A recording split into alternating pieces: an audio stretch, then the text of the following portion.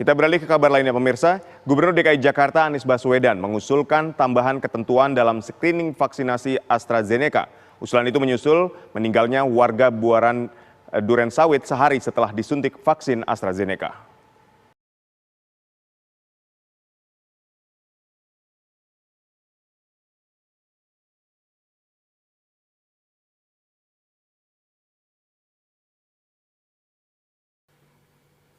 Assalamualaikum warahmatullahi wabarakatuh. Jumpa lagi dan apa kabar semuanya? Salam hangat Jabateran. Seperti pemberitaan di awal mengenai adanya orang menerima vaksin kemudian meninggal, hal itu yang ingin saya ulas. Ya, di sini pengulasannya dari awal sudah saya utarakan, bukan mengenai menutup-nutupi bahwa orang menerima vaksin kemudian dia meninggal. Ya, dan juga bukan mau memojok-mojoki bahwa dengan adanya vaksin kemudian orang meninggal. Oh, kalau gitu saya mau memojokkan pemberitaan. Ya, berarti ada kantor beritanya di sini, ada media pemberitaan yang melakukan kebohongan. Dia mengabarkan kemudian jadinya isu ini jadi mengemuka. Ternyata berita yang disampaikan bohong. Atau berita yang disampaikan justru dia dianggap sebagai berjasa mengulas. No. Saya justru ingin mengulas kepada Anda. Sebenarnya begini loh, bukan begini, kepada Anda. Jadi maksudnya berarti kepada semua, termasuk saya. Ya, mari kita mengulas suatu pemberitaan dengan lebih kalau saya bilang lebih smart nanti belagu. Tapi maksudnya dengan lebih menggunakan nalar. Oke? Ya. Kita kupas biar lebih jelas. Mudah kok mengupasnya. Satu, mengenai vaksin. Apa perlunya vaksin? Kita sudah tahu. Dengan adanya vaksin ini, maka bisa memungkinkan menghindari orang untuk bisa sampai fatal apabila terkena corona. Bukan berarti dia bisa tetap hidup ya, tetapi mengurangi kemungkinannya, berarti meningkatkan imunitas dia. Oke, itu gunanya vaksin. Nah, sekarang dengan adanya virus, apakah virus ini berbahaya? Virus ini serem. Mau dibilang serem, ya serem karena penyebarannya banyak. Tetapi kalau lihat probabilitasnya, Anda silahkan lihat semua statistik yang ada di Indonesia yang survive, yang kembali tetap sehat dan kemudian bisa menjadi survivor atau penyintas jauh lebih banyak daripada yang meninggal. Oke, perbedaannya itu sangat jauh, persentasenya juga sangat tinggi. Saya nggak ngomong angkanya, silahkan Anda cari sendiri. Setiap pemberitaan kan semuanya analisanya dari sumber yang berlainan. Tetapi pemberitaannya benar kan bahwa yang meninggal lebih sedikit. Nah, kalau sedikit kemudian kita bisa remehkan dong, tidak perlu divaksin. Tidak begitu pula. Karena kita tidak pernah tahu. Nanti apabila terkena penyakit ini, kita termasuk orang yang bisa survive, ataukah termasuk orang yang sedikit yang akan bakal lewat. Ya, nah untuk menghindari itu, maka itu sekarang dengan adanya vaksin paling tidak bisa meminimalisir yang jumlah yang tadi udah sedikit itu bisa ditekan lagi. Tetapi yang meninggal pun banyak yang meninggal karena apa? Dia mengalami penyakit lain selain sudah kena corona, dia kena yang lain ya. Kita tahu lah banyak penyakit-penyakit darah tinggi lah, diabetes lah, cancer lah dan apa sebagainya kan. Katanya itu semua termasuk komorbid yang akan bisa fatal kalau terkena penyakit itu. Berarti kalau terkena vaksinnya juga akan fatal. Maka itu orang yang mempunyai penyakit-penyakit yang termasuk komorbid ini dihindari. Jangan sampai terkena. Jangan sampai mendapatkan vaksin dulu, ya kan? Sudah selesai saya utarakan vaksin, sudah selesai saya utarakan mengenai coronanya. Sekarang pemberitaan. Apakah pemberitaan itu termasuk yang benar apa tidak? Lihat, tidak semua pemberitaan itu mengulas loh. Ini yang jangan salah. Jadi saya nggak bilang bahwa kantor berita itu bohong atau enggak loh. Mereka semua teman-teman saya banyak yang mengulas saya kan, kalau manggil juga jadi narsum. Nah, mereka nanti tergantung penggunaan kontennya untuk apa. Kalau konten ini untuk pemberitaan, maka yang diberitakan hanya pokoknya kasus ada orang yang menerima vaksin, ada orang yang kemudian meninggal, itu yang diberitakan. Tetapi program tersebut tidak mengulas kenapa penyebabnya dan kemudian ada investigasi, nggak ada. Dia hanya memberitakan, selesai. Jadi bukan bohong ya, memang sebatas dia hanya mau memberitakan saja. Kalau begitu apakah semuanya kantor berita di situ dia hanya memberitakan? Tidak, tergantung programnya. Ada program yang menyangkut urusannya investigasi, mencari fakta, mengungkapkan dan lain sebagainya. Ada program lagi kan, masih dari televisi yang sama. Dia mengungkapkan, dia ulas, mencari tahu sebetulnya apa yang terjadi di balik sesuatu yang sudah terjadi yang kelihatan ya, diulas. Nah, pengulasan itu pun kalau sampai ujung ke ujung, apakah si pempunya program itu yang akan mengambil kesimpulan? Tidak juga. Selalu yang ditanyakan untuk memberikan kesimpulan adalah kami-kami para narsumnya. Saya ngomong kami karena saya termasuk kan, menjadi narsum televisi banyak sekali, di mana selalu saya harus mengutarakan pada akhirnya kan, Abah coba tolong kasih kesimpulannya. Jadi di situ. Itu kesimpulannya saya, bukan kesimpulan si mempunyai program. Dengan demikian berarti kita tahu, jadi di sini juga sejauh-jauhnya apa yang mau diungkapkan, tetapi sebatas masih tetap mencari informasi dari para narasumber yang dianggap valid untuk kemudian akhirnya tercipta suatu kesimpulan. Ya. Nah, dari sini Anda bisa lihat programnya, jadi tergantung lagi ya mencernanya ya.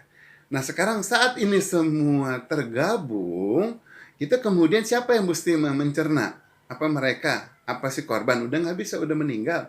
Apa si pemberi vaksin? Oh, dia cuma memberi vaksin gitu. Tidak. Semuanya adalah kita. Kita yang menjadi penganalisa utama, kita yang menjadi penerima, kita yang memikirkan kebenaran suatu berita. Nah, kalau kita sudah pikirkan, kita tinggal analisa apakah perlu kita teruskan atau tidak. Kalau kita teruskan, be smart. Utarakan. Apa pendapat kita mengenai berita tersebut? Jangan asal menyampaikan kemudian nanti orang jadi berasumsi karena awalnya udah suatu pemberitaan seperti apa. Ya kayak berita yang ini saja sekarang Anda forward kemana-mana tadi, kalau orang tanpa menonton detailnya sudah saya utarakan, mereka menganggap bahwa oh bener ya ini ada orang menerima vaksin kemudian meninggal. Selesai, karena awalnya udah gambarnya kayak gitu. Ya kan? Nah, sekarang kita pikirkan si korban, ya siapapun korbannya, ya. Saat dia tahu akan menerima vaksin, apa yang dipikirannya? Semua sama. Dengan adanya vaksin kan kemungkinan ya, probabilitas dia untuk bisa survive jauh lebih tinggi. Dengan demikian dia akan berupaya. Nah, tetapi ada barriernya, yaitu tidak boleh menerima vaksin kalau begini, gini. Maka otomatis dia akan menyatakan tidak setiap ada pertanyaan tersebut. Dia tidak, oh tidak sakit ini, tidak sakit ini, tidak. Walaupun ada, baik disadari maupun tidak disadari, ya resiko oke lah, nggak apa-apa, lumayan saya setidaknya nggak sampai menjadi korban. Kan gitu pemikirannya. Nah, jawaban-jawaban ini yang kita tidak pernah tahu apa yang dijawab sama dia. Kemudian apa yang dia idap, ya. Nah, selesai begitu, kemudian sekarang ada vaksin, dia menerima vaksin, disuntik, selesai, dia pulang. Setelah pulang, apakah dia diam saja, selesai, ataukah dia mengkonsumsi banyak yang lain? Kita nggak pernah tahu. Apapun yang dikonsumsi yang bisa menjadi resiko dan bisa menyebabkan kematian. Saat ini terjadi, meninggalnya karena tadi minum obat nyamuk lah, pestisida, sianida, dan lain sebagainya, kemudian tapi juga dia menerima vaksin, terserah si kantor berita pada saat datang, dia kan nggak menganalisa itu ambil dapat apa, yang penting tanya sama keluarga korban.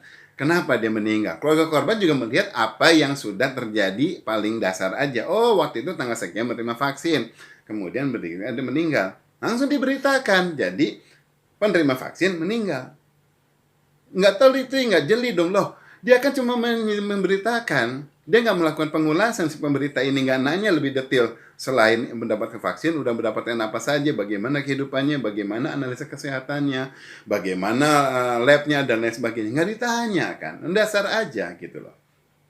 Ya, nah dengan demikian kita juga bisa melihat, harus ya kalau kita lebih jeli, ya kita menerima itu sebagai informasi. Ya kontensi bukan yang salah, tetapi kita menerima itu sebagai informasi. Tetapi kemudian jangan sampai kita turut menakut-nakuti masyarakat, kita turut berpendapat. Padahal kita nggak menganalisa dan kita tidak mendapatkan data yang cukup. Kita cuma mendapat katanya, bukan datanya. Katanya pakai K, bukan datanya pakai D. Jelas dua hal yang jauh berbeda dan kemudian bisa dibilang bertolak belakang kalau kita tidak menganalisa lebih detail. Berulang kali saya menganalisa itu gitu loh, yang menyampaikan ini nggak bosan-bosan. Kenapa? Itu mengajak kita untuk sedikit lebih terlalu smart dalam menganalisa. Nah, kemudian uniknya di masyarakat kita, setelah mengetahui hal ini, maka apa yang kita pikirkan? Selalu mencari kambing hitam, mencari siapa yang dianggap bersalah, sehingga hal ini terjadi. Jadi wah pemberitaannya ini dianggap bersalah, atau kemudian wah ini si pelakunya menyampaikan informasi ini yang nggak benar, ataupun mungkin yang pemberi vaksinnya yang dianggap nggak benar dan lain sebagainya, ya kan? Kita langsung berpikir, oh yang bersalah harus dihukum karena kita negara hukum. Betulkah seperti itu? Betul-betul enggak. Enggaknya enggak betul. Maksudnya gimana? Ya, betul kita negara hukum, yes. Ya, tetapi bukan Anda yang berpikir ataupun menindak untuk mencari tahu siapa yang salah. Sistem hukum kita perangkatnya sudah benar, ada aparatnya, ada kepolisian, ada jaksa, ada hakim, yang salah ada pengacara dan lain sebagainya, dan ada prosedurnya. Oke, itu sudah tidak salah menurut saya, karena saya berada di ranah Indonesia dan saya lihat juga sistemnya sebetulnya sudah tidak salah, sudah ada cukup itu semua. Nah, sekarang kita pikirkan, sudah ada yang seperti itu, dan kemudian ada pihak-pihak yang nanti akan melakukan pengolahan ya, dan mengulas. Kita jangan mencari tahu siapa benar siapa salah, tetapi justru kita yang melakukan introspeksi diri untuk menghindarkan jangan sampai hal ini terjadinya begitu parah dan kita menjadi bagian orang yang memperparah keadaan seperti ini. Harusnya kita lebih menjaga daripada menganalisa nanti ini sebetulnya salah atau enggak, kita nggak yakin, jangan disebar. Oh ini nggak benar, kayaknya di sini nggak benar. Udah nggak tahu nggak benar, jangan kita sebar kemudian kita bilang nanti di sini nggak benar, enggak. Udah aja jangan disebar. Nanti mengenai untuk tindakannya mencari tahu siapa yang benar atau tidak itu tergantung si aparat. Yang jadi pertanyaan juga adalah sekarang mengenai vaksinnya. Apakah vaksinnya salah atau bermasalah? Kita sekarang ngelihatnya gini, logikanya ya. Pada saat si korban ini, waktu itu dia dibilangkan dia mendapatkan vaksin dulu. Nah, hal itu terjadi bukan hanya untuk dia sendiri kan, tetapi tetangga-tetangganya atau kerabatnya atau katanya orang dari kantor misalnya. Itu semua bersama-samaan mendapatkan vaksin yang sama. Banyak yang umurnya juga sama.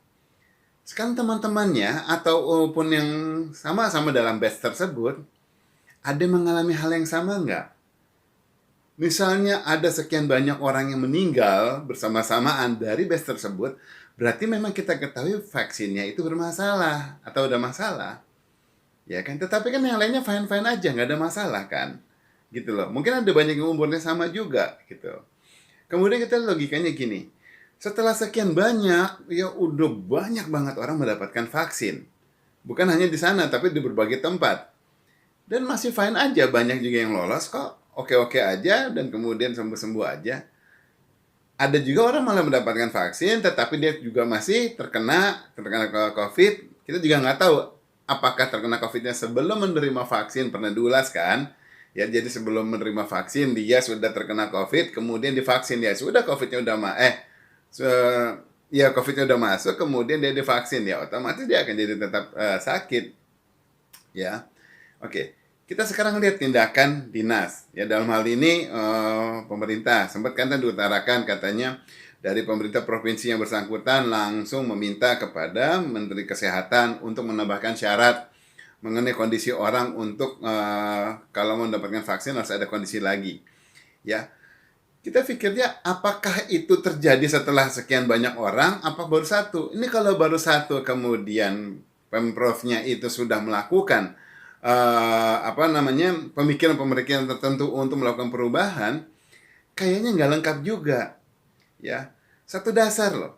Dari pemberitaan yang ada, tidak ada satupun bukti bahwa si korban sudah divisum.